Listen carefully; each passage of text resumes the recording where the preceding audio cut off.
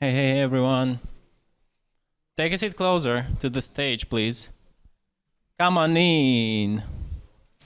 Do you know these guys? At least someone. They're giving stickers and t-shirts. I know. Finally, they closed their booth. Finally. They can speak to us, Yes. to you and me and us. And actually, they are hosting this conference. Invertase. Yeah. Invertase, am I right? Yeah, I pronounced it right, so that's great. So actually, that's a Guillaume. Pronunciation perfect. Yeah. And Darren, please meet. They speak about such important topic, AI, in Flutter. Yes, hello everyone. So today we are going to talk to you about Firebase AI Extension in Flutter Application, how they can help you, what you can do with them, and so we'll start right away. So this is a quick overview of what we will be covering today. Just so you know, you don't need any previous knowledge in Firebase extension or AI at all, or even backend development. We will show you everything, how to get started, how to push your first Firebase extension to your project, and how to use that. So yeah, I hope you will like it. But first, who we are. Okay, so I'm Darren Ackers and I work for Invertase, and I'm currently a Firebase specialist, and in particular a Firebase extension specialist. And I'm here today to show how we're going to use that and introduce that into Flutter. And I'll just let Guillaume introduce himself too. Yeah, so I'm Guillaume Bernos. I've been working with Flutter since a long time, and I'm really happy that now I'm at Invertase to work on Flutter Fire. So I had to install extensions a bit on some projects, so I'm happy to share that with you. Okay, so just to get started with Firebase extensions, because it's a relatively new module that's been added to the Firebase and GCP infrastructure. And basically what we're going to explain here is that Firebase extensions extend the capacity that you have within GCP and Firebase. And by that I mean that they are pre-written functions built by the community and by face-based developers as well. And the idea behind them is that with a click install, you can simply add and augment your applications without having to write a line of code. As I was saying, the extensions are fully customizable. So not only do you have the ability to augment your applications, but these extensions also provide the ability to customize to your particular taste for your projects. And it allows you to do a lot of things that basically suit your needs on building applications. Mentioned the easy to install. So the one-click installs, fill in a few fields, and then the functions will then deploy on your application. And you really don't need to worry about them. They'll just start to work instantly. The reason why these are so good, in particular for this topic with Flutter, is that you don't need any backend experience, Firebase experience, cloud functions. They're already pre-built. It's just a simple case of installing, and you get the benefits of this backend infrastructure without having to have the knowledge. And therefore, that means they can work in Flutter, web, Android, any application, mobile or web, and they'll be able to work on them. And currently, they're over 18 and counting. Today we're going to be demonstrating quite a few number of AI ones that we've developed this year. Yes. So. Yes. Ackers? So just to give an understanding of exactly how these extensions work, within Firebase, everyone in a backend capacity would have known about writing functions. What some developers may not know is that there's actually some hidden Firebase functions that are known as triggers. So in blue, we've highlighted where you can actually see the full list of these. And the most common use cases in these are involved in Firestore, real-time database, storage, and also in authentication. So for example, for authentication, you can actually, on a new user being added or removed in authentication, you can write custom code to react instantly to that. And it will all work serverless in the back end and augment your front-end applications. And in Firestore, you can actually react to any documents that have been created, deleted, and updated. And then you can manipulate and even call third-party services based on those types of updates. And so the overall life cycle is pretty straightforward. You can simply install, configure, and then the event triggers that we've just looked at, they will call on in the background, and they will then trigger the cloud functions that will then augment your applications.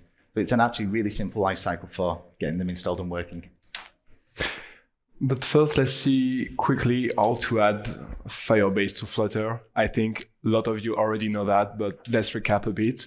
So to add Firebase to Flutter is fairly easy. You have access to the Flutter Fire CLI, which allows you also to do everything just in the terminal. No need to go on the console or anything. You just can run the CLI.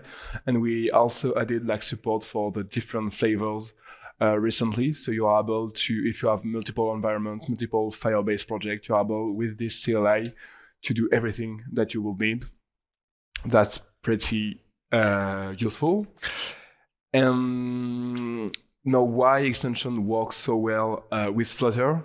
The first thing that Darren mentioned is that there is no backend knowledge required. So for instance, there is an extension that is named Resized Images.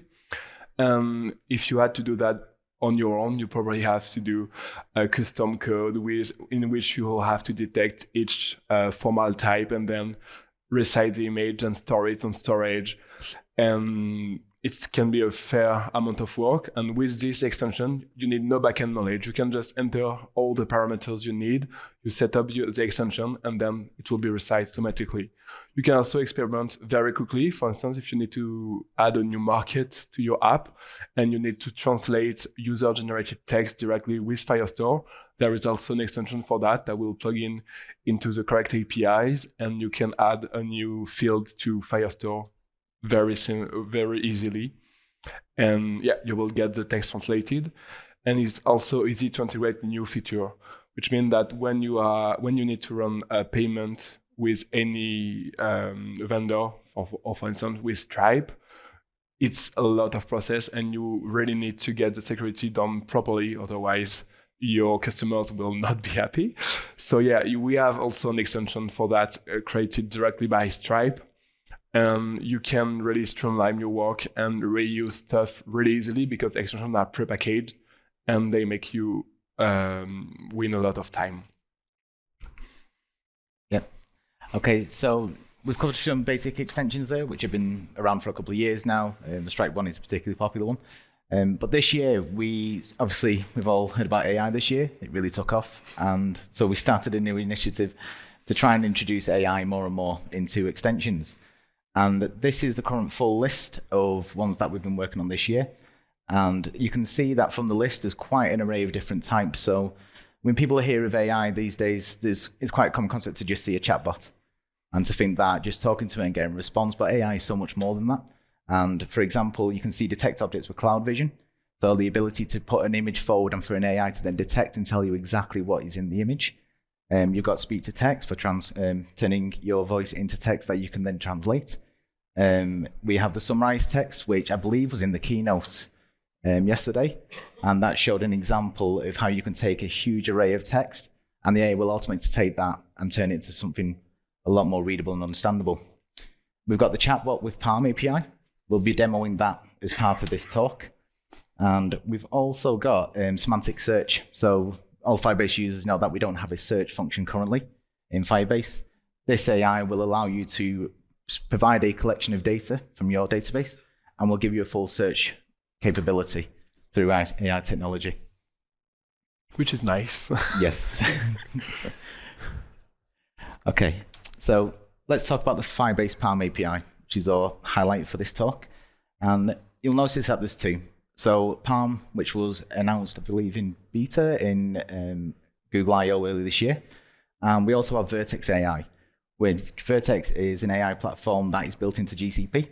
And what you'll find is a lot of extensions is that they do really make the most of the GCP framework. And particularly, most of the extensions we just looked at are actually using GCP features that are built into that platform. So overall, these are the key ones that are using the Palm API. The chatbot will produce a chatbot, and its response will be generated by that AI. Summarized text, which you saw, uses summarizing techniques that can be used by an AI. It's basically the same type of conversation pattern. Semantic search, which is a custom-built on Vertex application, which uses all the current techniques for actually indexing Vertex embeddings to ensure that we get the accurate data. And for those who don't like using security and keys, passwords on your front end, we've created an extension that allows you to secure your Palm password on the server. You call an endpoint, and this makes sure that you can just build, say, a Flutter application without exposing any sensitive information. And then we've also built a custom reverse image size search, which will allow you to find images by passing in an image in, and it'll find and direct which is the closest match. Okay, so getting started, since Firebase extensions are quite new, the general housekeeping that you need to know at the start is that Firebase starts off on a basic account, but you will need to upgrade that to the Blaze plan to allow the functions to run. Now, the idea behind this is that you'll be asked to put credit card information, that type of thing, but don't worry, these extensions, as we'll find out later, don't actually incur extra costs. They just run within the platform. So by going to extensions.dev, you'll find the full list of the current 80 extensions that are available, and you'll be able to search based on AI or image search or whatever category that you have at the moment.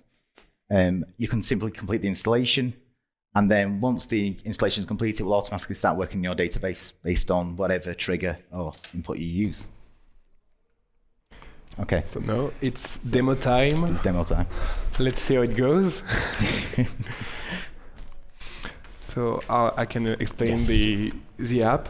So we are running. Can I find the? Oh yeah, it's here. So we are in Zap.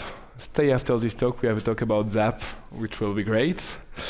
Can you see properly the screen? Yep, nice. So this is a really simple app in which we have initialized Firebase. We are signing anonymously, and then we are listening to a simple collection ordered by create time, in which we have a simple list title that will display the prompt and the response from the AI, and then a simple build text composer. So I will just run a simple command, and then Darren will show you how it works in the background. So hello, can you tell me a joke? And I will put yes. So is the Wi-Fi going to be nice with us? Yes. Okay. So now I've sent the message, and the response from the chatbot is actually loading.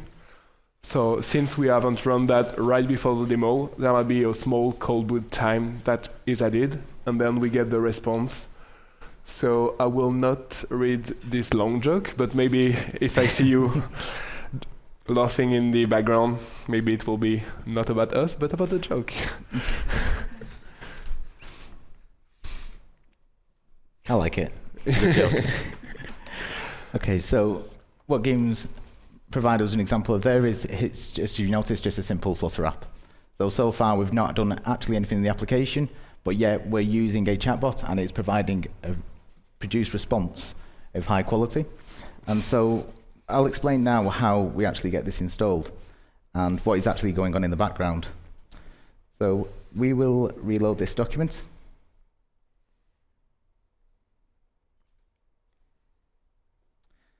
And as you can see, we've got a document which has our prompt and our response. Now, what's actually really good about this extension is, say if I went to the application now and I said, what did I just ask? And what this extension will do is it will keep the context.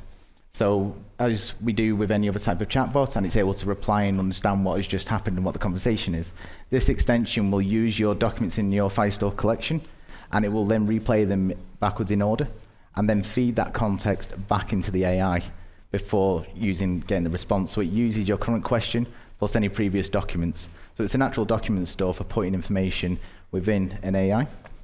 And so you can see the AI has replied with, you just asked me to tell you a joke. So it's got full context on what's going on. So if I can just go to extensions.dev. Now, as mentioned earlier, we've got 80 of these extensions, and there's a full list and full categories and all the different types. In this section, I filtered on AI. And as you can see, we've got the chatbot with Palm API. So if you were to set up a Flutter application and you wanted to add this facility, you'd simply click install. You select the project you need. And here, it's asking me to create another instance ID because we already have an example, so we can ignore this one.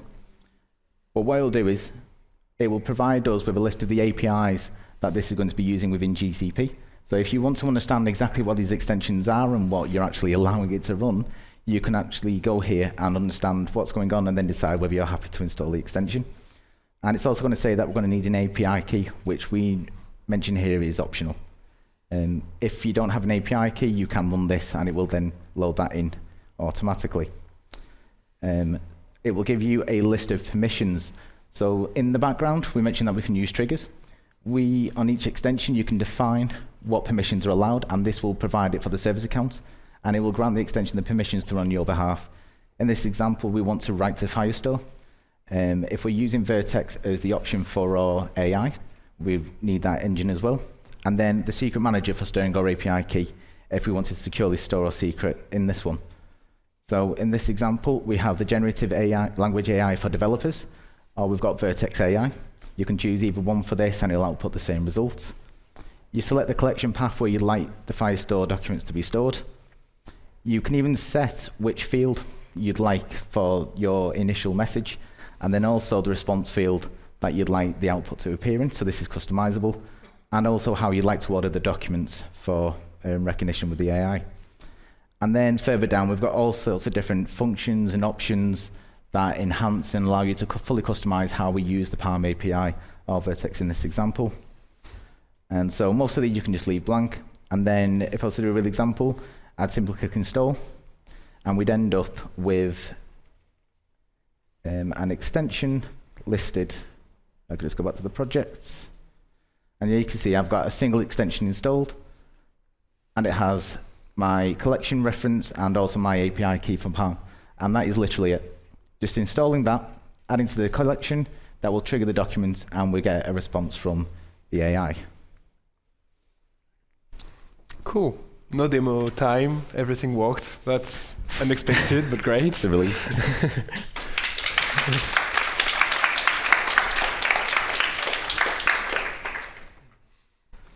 Okay. So when we do Firebase extension talks, there's always a lot of questions around this, as this seems quite a new sort of technology. So the first thing that we've covered earlier was, do we need to know backend development? As you can see, I've simply gone to a console, pressed a few buttons, and suddenly we've got an AI working, and then the skills of Flutter developers to implement that on the front end. Yeah, you need to update this UI though, so Yes. you need Flutter skill. I did touch on this before, and the costs are important to sort of mention. Firebase, by its nature, has an extremely generous tier to get started with. Only when your apps are getting very, very sort of popular or high usage would you start to see any sort of costs on the cloud functions running. In essence, it's just like any other sort of Firestore updating the database, whether that was with your front end. And finally, can you access that Palm API? Both Vertex and Palm options should now be available. So do have a look at them and see, play around with the AI yourself. And yeah, see what you can do with that. So a lot of small links if you want a recap or take a quick picture of that, so you can have the extension website or website if you want to follow. We often post some blog posts to present you new extension, and the Zap run that we have used, and that we have a talk just after that if you want to learn more about how Zap was created. Yes, for sure. And thank you for being here. Thank you.